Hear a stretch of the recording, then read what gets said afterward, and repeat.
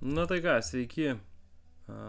Watchers of Realms, gerbėjai, atradėjai ir visi kitieji, kuriems patinka geiminti taip kaip man. Aišku, aš geiminu labai nedaug žaidimų ir nutariau pasidalinti tais keliais, kuriuos aš žaidžiu. Aš daugiau stalo žaidimų žaidžiu, o mobilių aplikacijų žaidimų arba kompiuterinių žaidimų nelabai laiko neturiu tiesiog. Bet o tokiam žaidimams kaip Watchers of Realms, kur reikalauja prisijungimo bent, į dieną pusę valandos max po to.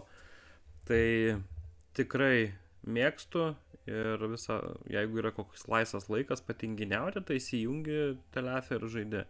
Bet labai gerai, kad yra Windows versija. Tai mano Nikas Mindaras, senokai žaidžiu šitą žaidimą ir galiu pasidalinti patirtim, tuo labiau, kad Lietuvoje dar mažai kas apie jį šneka, apie jį žino.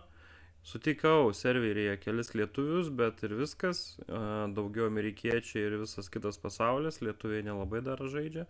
Bet kaip aplikacinis žaidimas, kuriame nereikia labai daug doneitinti, arba iš vis galima nedoneitinti, labai patogiai galima žaisti be doneito ir tikrai tiek taktika, tiek strategija, tiek loginis mąstymas padeda nugalėti netgi ir tuos superinius doneiterius, kurie kiša babkės ir labai daug babkių kiša, nes kai pamatai, kai šauna kas nors reitinguose, tai net žaktelni.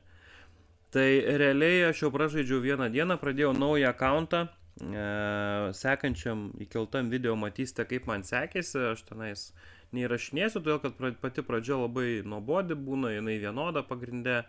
Eini per storyline'ą, jis puikiai tave mokina, aš jau pasiekiau 4 levelį ir tikrai nereikia sukti galvos, ką darai.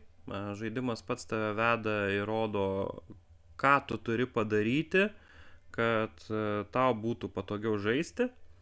Na, bet aišku, galima nuklysti, galima savo susikurti strategiją, bet pačioje pradžioje storyline'as tai yra tiesiog išsigelbėjimas, nereikia sukti galvos. Na ir kaip man sekėsi, apibendrinimas trumpas tos pirmos dienos, tai pradėjau vakar, pradėjau 01.10, tikrai nuo nulio pradėjau kelis kartus, restartinau. Kodėl? Todėl, kad labai reikėjo man Brienus. Arba Brienus, arba Edriel. Tai visą laiką per pirmą sumoną jūs gaunate štai šitą, per free sumoną jūs gaunate štai šitą veikėją. Tai jinai visiems iškrenta, visiems jinai yra duodama. Ir po to pagal defaultą, to niekas neeskaluoja, bet pagal defaultą gaunate vieną iš lankininkų, kada jūs atidarote pirmą šardą. Tai atidarius pirmą šardą, iš karto iššoka lankininkai. Tai gali būti arba šitas veikėjas, kurį aš gavau, Teovinas iš auksinio šardo, po to papasakosiu, iš kur pas mane jie atsirado. Po to gali būti, jau kadangi jau atsidarė galeriją, galiu parodyti. Gali būti, to jau surasiu. Matot, kiek čia veikėjų. Taip, štai šita veikėja. Jinai nėra bloga, viskas su ja gerai, bet tiek Briena, tiek Edriel yra daug geresnės. Labai norėjau Edriel, jinai superinė, su ja žaisti iki pat galo pačio žaidimo, jeigu daisite iki pat galo. Jinai šaudo vienintelė, per visą turi gebėjimą šaudyti, kai jos būstas susiaktyvina, šaudyti visame žemėlapyje. Bet gavau Brieną, Briena irgi neblogai, jos irgi yra parametrai neblogi, ilgai ją irgi naudosite, verta keltis iki 6-5 žvaigždučių, jeigu negausit geresnio lankininko, bet prieš tai kelis kartus, kai startavau, gavau šitą veikėją, kurį ir taip galima susifuzinti, po to šitus 3 kartus ir po to jau iš 4 karto gavau Brieną. Na ir tada viskas, jau pradėjau žaisti ir pradėjau rašinėti turinį, kuriuo su jumis ir dalinuosi. Na tai va, tai rezultatas toksai. Nusipirkau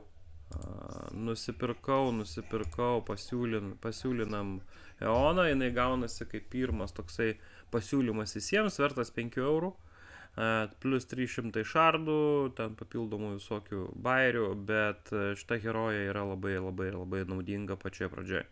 Tai yra magija, magai šitam žaidime labai svarbus veikėjai, jie gali masovkę daryti ir masovkę žudyti, tai labai yra svarbu, tad taip, kad tikrai rekomenduoju suinvestuotos 5 euriukus ir nusipirkti ją. Aišku, eigoje galėsite gauti, bet jūs galėsite ją po to paimti ir supromautinti, tai yra, atsiprašau, prabudinti, taip, tai kuo daugiau jūs ją budinsite, tuo jinai šustresnė darysis ir tikrai bus labai verta, to labiau, kad jinai ne tik tais, kad žudo, bet dar ir kontroliuoja. Na ir gavau pirmą savo legendarę, kuria žiauriai esu patenkintas. Tai yra Zilitu. Jinai nerealus tankas, kuris kerta vienintelį, kol kas dar nemačiau. Na, aišku, yra kitų herojų, bet jie pas mane neatėjo, kurie kerta taip plačiai. Tai jeigu tankas, paimkime, štai šitą kerta tik į vieną langelį. Taip, tai reiškia, kad jisai kontroliuoja, kas įeina į tą langelį, jisai jį žudo. Tai Zilitu, žiūrėkit, hebrytė, kaip žudo Zilitu. Taip, ir aš dar uždėjau jai žvaigždučių, tai jinai žudo nerealiai gerai. Taip, kad pats geriausias legendaris, kuris galėjo ateiti man pradžioj. Nes tai palengvina žaidimą visą, kad, tikrai kosmosas. Tai va, tai toks mano startas. Kelsiu kas 3 dienas turinį, žiūrėsiu, kaip man seksis, žiūrėsiu, ar jūs žiūrėsit.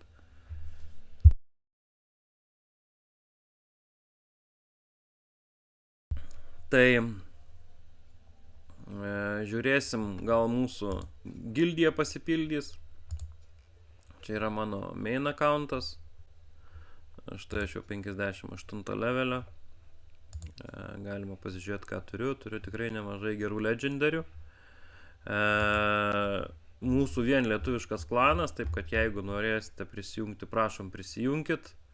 Ir sustiprinsim lietuviškas šaknis. Vadinasi KNS. Suvesit KNS paieškoje rasite. Junkitės, vietos tikrai yra. Na, o kas norėsite startuoti, taip, ir gauti papildomų bonusiukų, galit palikti komentarą, aš noriu, ir aš pabandysiu sugeneruoti jums linką ir pasidalinti su jumis. Tada kartu žaisim ir kartu padėsiu jums augti. Galėsiu net individualiai parekomenduoti, ką, kaip ir kodėl daryti, ką kelti, ko nekelti. Tai realiai mano tikslas dabar užsikelti, aišku, Zilitu, tada Brieną, tada žinoma Eoną, gauti geresnį healerį nei šitą Kamilę, gal netgi susifuzinti Lightlock'ą, jeigu nieko geresnio negausiu, nes šiandieną už 40 minučių bus, už 5 minučių bus penktadienis, o penktadienis duoda sumonus ir kiek žinau, sumonas šiandieną bus visai neblogas. Tuoj palaukit, štai notis. Bus štai šitas admirolas. Ir tikrai jisai vertas dėmesio, labai būčiau laimingas, jeigu jį gaučiau. Tikrai kosminis piračiokas. Tai jį bus galima gauti, turbūt ant jo bus 10x uždėta, tai pabandysim gauti, na ir bus galima lygtais gauti papildomai legendarių, laukiu evento. Pačioje pradžioje duoda tokį dalyką,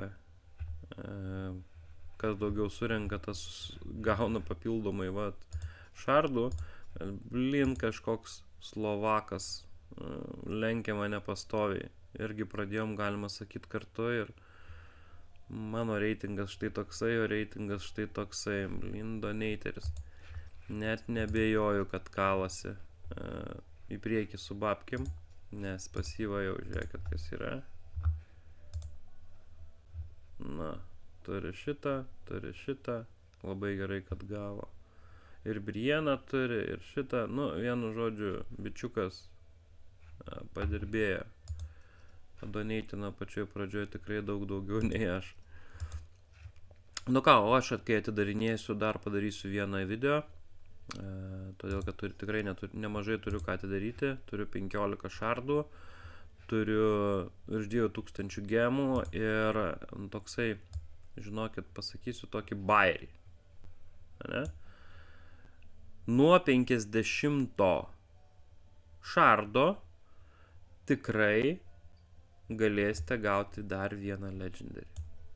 Nuo 50 iki 60. Vat štai šitame tarpe, jeigu jūs tiek atidarysite, o tiek atidarysite tikrai per pirmas 2 dienas, jūs gausite dar vieną legendary. Aš jau atidariau 17 sumonų, tai man liko atidaryti 33. Taip, ir ten 34 turėčiau gauti tikrai legendary.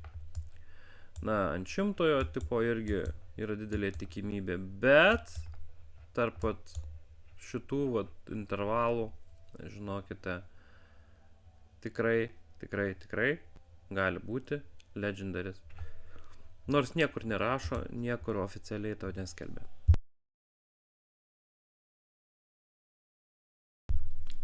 Taip kad laukiam dar vieno video ir iki greito.